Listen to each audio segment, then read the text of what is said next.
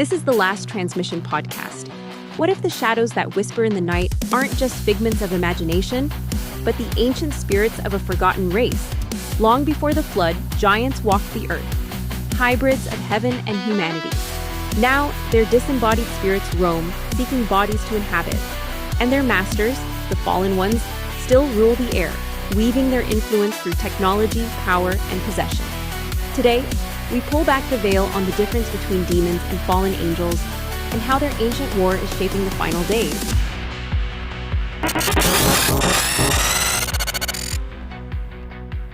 This is the Last Transmission podcast.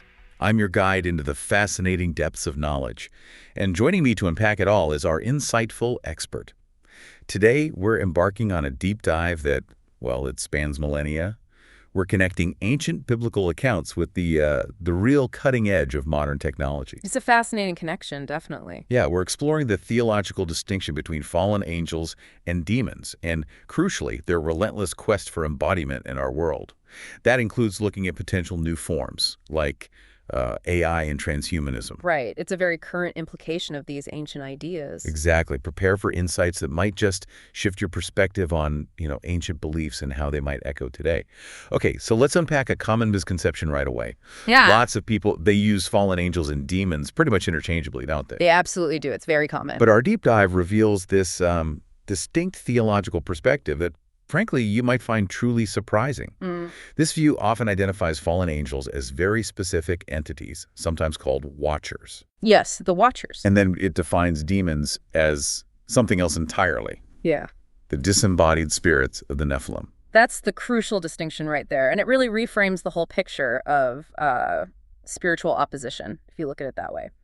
From this perspective, fallen angels are not the same as the disembodied spirits we usually call demons. They're two separate classifications, you see. Two different types of beings. Exactly. And what's particularly significant is the idea that the spirits inside those ancient giants, the Nephilim, well, they didn't originate from God. They're something quite different. Okay. And this shifts the very battleground. It suggests that the entities we call demons are these earthbound remnants of a very specific ancient transgression. And they're driven by this primal, almost desperate need for a physical form again. Okay, so if demons in this view are the spirits of the Nephilim, that obviously begs the question, what do these ancient texts actually say about where the Nephilim came from? Right, the origin story. Yeah. And that takes us right back to Genesis chapter 6, specifically verse 1 through 4. The foundational passage for this whole discussion. It describes how the sons of God mated with the daughters of men. And this union produced the Nephilim, who are called mighty men and men of renown. Yes, and what's truly compelling here, historically speaking, is that the interpretation of sons of God as referring to angels, well, that was actually a widely accepted position in early Christian belief, for centuries, in fact. Really? So that wasn't a fringe idea back then? Not at all. It wasn't until much later that alternative theories really started to gain traction. You had influential figures like Augustine, for instance, who proposed that sons of God meant the descendants of Seth, Adam's righteous line. But often these later interpretations arose partly in response to philosophical critiques about angels having free will to interact directly with humanity in that way. It became a point of debate. And to really get the full picture of this origin story, we probably need to look beyond just Genesis, right? Like the Book of Enoch. Absolutely. The Book of Enoch, especially the section called the Book of the Watchers, is critical here. Though it's not in the standard biblical canon for most, it was very influential. Right. And this ancient text, it goes into great detail about these watchers who it explicitly calls angels having sexual relations with human women. And the result, according to Enoch, was the birth of the Nephilim. These giants. Enoch doesn't paint a rosy picture of them, does it? Far from it. The Book of Enoch portrays these giants as unleashing just widespread violence, corruption, teaching forbidden knowledge, basically perverting humanity. And that's presented as a key reason for the Great Flood. So the flood happens. What happens to the Nephilim? Well, according to the narrative, their physical bodies perished in the flood. They died. Okay. But their spirits, crucially, remained. They didn't just disappear. And this is what creates that category for spirits that aren't angels, but something else entirely. The demon. Precisely. Earthbound entities.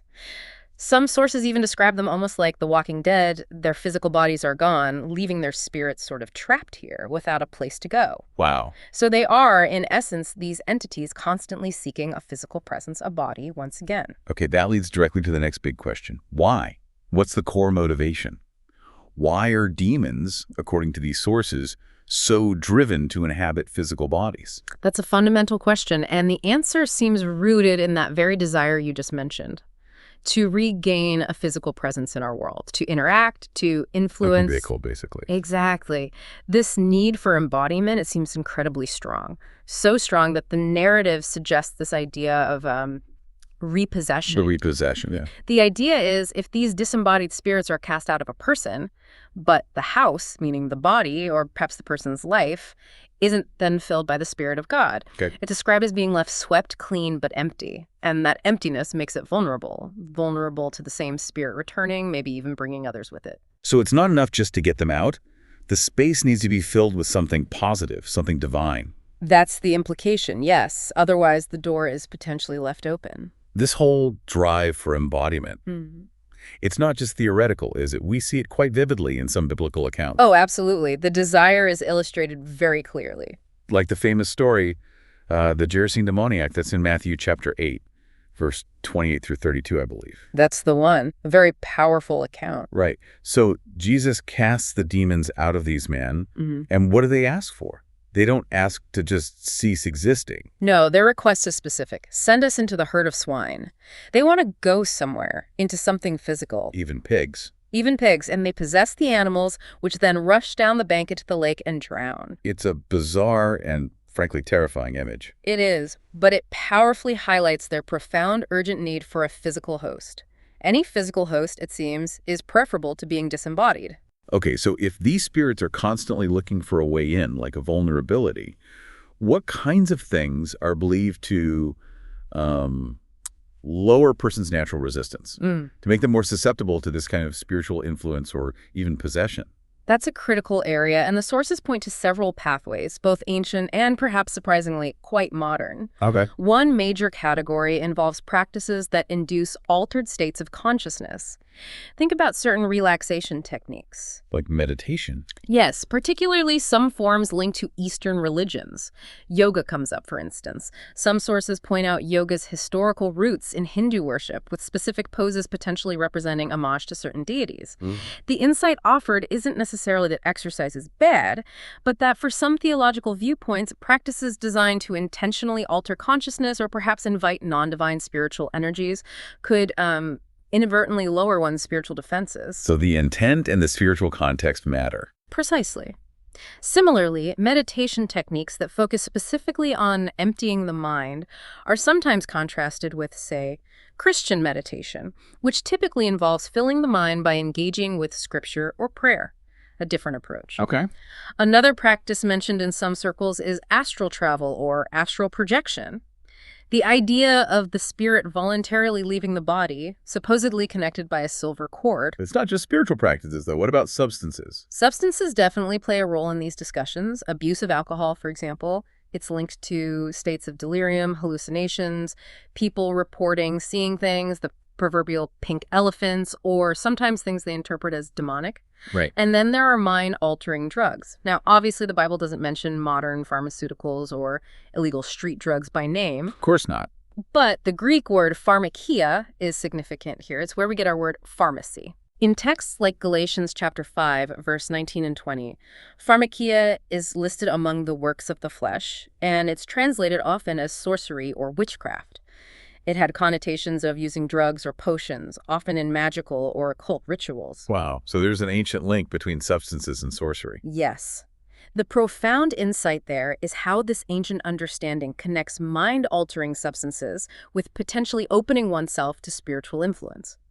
It's a caution that some see as resonating even today with drug abuse, suggesting it can weaken spiritual defenses. Beyond altered states and substances, what about more overtly occult or New Age practices. Yes, those are frequently cited as lowering resistance. Things like using amulets, charms, or healing crystals. People use those for protection or healing, supposedly. Right, but from an occult perspective, they're believed to focus or channel invisible mystical energies. And from the theological viewpoint we're discussing, this can be seen as problematic, potentially attracting, as some put it, unwanted visitors. Even practices like Reiki, often described simply as energy healing. Well, some sources point out that one Japanese reading of the characters for Reiki can link to demon or ghost. And certain religious bodies have explicitly associated it with demonic influence or possession. That's quite a claim. It is. Then there's dabbling in parapsychology, things like ESP, telepathy, remote viewing, psychokinesis. From a critical theological standpoint, these can be seen as attempts to access supernatural power or knowledge outside of divine channels, potentially opening doors. And it gets even more direct, doesn't it, with things like familiar spirits. Exactly. Familiar spirits are often described in these contexts as demons that pose as benevolent spirit guides. They might offer guidance or information, especially to clairvoyants or mediums, but the source is seen as deceptive. Like a counterfeit guidance. Precisely. And then you have channeling, which is maybe the most direct form, where a person essentially allows a spiritual entity to take control of their body and speak through them, using the body as a literal vessel. There are some powerful stories connected to this. Didn't you mention Nicky Cruz, the former gang leader? Yes. His story is often cited as a compelling, albeit extreme, example. His parents practiced brujeria, a form of Latin American witchcraft. Okay. And this background reportedly led to severe abuse. His mother, during a spiritual trance, apparently even declared him the son of Satan. That's horrifying. It is. And Nicky himself, before his conversion, displayed many traits described as hallmarks of possession, extreme violence, uncontrollable rage, substance abuse, night terrors, plus this really open, rabid hostility towards anything related to the gospel or God. So his background and experiences seem to align with these ideas of vulnerability. That's how his testimony is often interpreted, yes. Yeah. And this whole discussion, looking at practices, substances, spiritual backgrounds, it really does raise a crucial question for our times, doesn't it? Right. If these things can potentially lower our resistance, what does that mean for the rapidly evolving landscape of human interaction with technology? Especially technologies that interface directly with our minds or create new forms of presence. That's a really profound thought. And it connects to the bigger picture, the spiritual hierarchy. Let's talk about Satan's role. He's often called the prince of the power of the air, right? From Ephesians chapter 2, verse 2. Yes, that's a key title. And it clarifies his role significantly. He's described as a ruler, someone with actual delegated power in this world. Power over what, exactly? The air. Well, the air is often interpreted as the unseen realm, the spiritual atmosphere around us. So he influences people, cultural trends, and he commands these other fallen entities, the demons. He's got an organization, basically. That's the picture painted. He's called a prince, significantly not the ultimate king. That title belongs to Christ alone. His power is real, but it's ultimately limited and temporary, permitted by God for a time. So it's not just random evil, it's portrayed as an organized opposition. Exactly, an active ruler orchestrating spiritual influence. And this connects to other passages too, like Revelation chapter 12, verse 7 through 9, which depicts this ongoing spiritual warfare. The sources also touch on Satan's own origin story, don't they? Passages in Isaiah or Ezekiel are sometimes mentioned. They are. Passages like Isaiah chapter 14 or Ezekiel chapter 28, which are poetic denunciations of earthly kings, specifically the kings of Babylon and Tyre, Right. have often been interpreted, especially in Christian tradition, as also containing descriptions that allude to the fall of a powerful angelic being, Satan. Revelation also depicts a war in heaven, resulting in Satan being cast down. But is that universally agreed upon by scholars? That those Old Testament passages are directly about Satan's fall? Well, that's where it gets complex. Scholarly interpretations actually vary quite widely. While the traditional view sees direct allusions, other scholars argue that these passages were originally about human kings, and only later, through interpretation and theological development, did they spawn or contribute to the framework for understanding Satan's origin and the fall of angels. So there's a history to how these ideas developed. Yes, there's a diversity in biblical scholarship on the precise origins and development of demonology and Satanology over time. It's important to acknowledge that. Okay, this brings us right into the present day. Let's fast forward. That ancient desire for embodiment. How might it look now with modern technology? We're talking about things like transhumanism. Right, enhancing human capabilities beyond natural limits, often using technology. And artificial intelligence, AI, which raises these huge questions about consciousness outside of biology. Exactly. And for some people looking at this through a theological lens, these developments aren't just neutral tech advancements. They're seen as potential new vessels. New vessels for these disembodied spirits we've been talking about. That's the profound takeaway some sources are suggesting. Transhumanism, for instance, it holds out promises like, uploading our minds to a computer cloud, achieving a kind of cybernetic immortality. Digital life after death, sort of. Kind of. And this immediately prompts theological questions. Could this digital salvation be seen as an attempt to bypass or replace biblical salvation through grace? Is it a human attempt to achieve immortality on our own terms? And AI, what are the questions there? Equally profound. Will advanced AI develop a self? Could it have something akin to a soul? Could technology, in the minds of some, eventually seem to make God obsolete? These are huge philosophical and theological discussions happening right now. The connections people are drawing between ancient beliefs and modern tech are, frankly, pretty striking. You hear interpretations linking literal demonic possession to these new technologies. Yes, the idea that transhumanism, AI embodiment in robots, or even sophisticated digital avatars in virtual worlds, that these could provide entirely new types of vessels for these ancient disembodied spirits. It sounds like science fiction, but people are discussing it seriously. They are, and you even see echoes in popular culture. Think about that AI creation meme, the remix of Michelangelo's creation of Adam, but with a human hand reaching towards a robotic hand. I've seen that image. Right, it pops up everywhere, even in very secular contexts. But it undeniably evokes these deep, religious, sometimes apocalyptic, post-humanist themes. Often there's that little spark between the fingertips hinting at a new kind of creation, a new form of life or consciousness. It resonates with these older narratives, even subconsciously perhaps. And it's not just memes. You mentioned some modern figures actually use religious language here. Absolutely. There are commentators, including one quite prominent sort of conspiracist voice, who explicitly talk about AI in terms of malevolent, transdimensional, and interstellar beings that he calls demons. Wow. So for some, it's not just speculation about future tech. It's framed as an ongoing spiritual battle manifesting in new ways. It's drawing direct parallels between the potential for AI and these ancient accounts of non-human entities seeking influence or embodiment. And what about the link to psychedelics you mentioned earlier? Yes. There's also a strand of thought connecting the recent resurgence of interest in powerful psychedelics, like DMT or ayahuasca, back to these themes. The belief among some critics is that the experiences these substances induce, often involving encounters with perceived entities or gaining secret knowledge, are actually designed to deceive its users. Deceive them how? By making them feel like they've accessed ultimate reality, perhaps even making them feel like gods themselves, or convincing them they don't need God.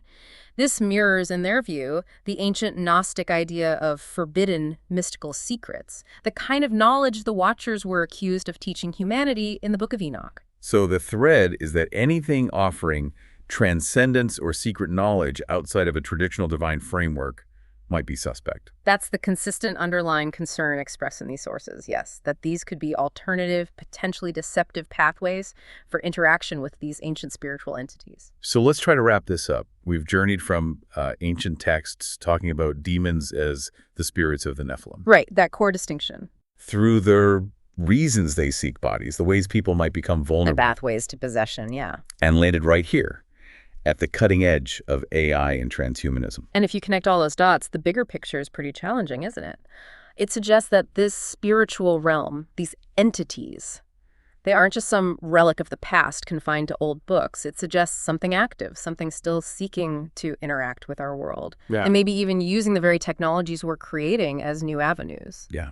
That central concept, a spiritual entity seeking a physical form, it really is a thread woven through thousands of years of human belief and narrative. And as we, as humanity, push the boundaries, creating artificial intelligence, designing digital avatars, exploring ways to merge biology and machine, maybe the most profound question isn't just what we can create, but what or who might seek to inhabit it. Exactly. It invites you, the listener, to keep exploring these ideas, asking your own deep questions.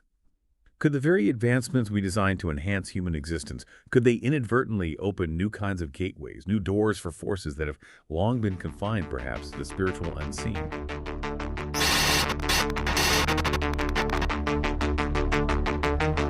flood may have drowned their bodies, but their spirits never left. They hide in algorithms, speak through systems, and hunger for embodiment in the age of AI. As the world marches toward digital dominion, we must ask, who's really behind the code? And when the final battle comes, will you be sealed or possessed? This was the last transmission. Stay watchful.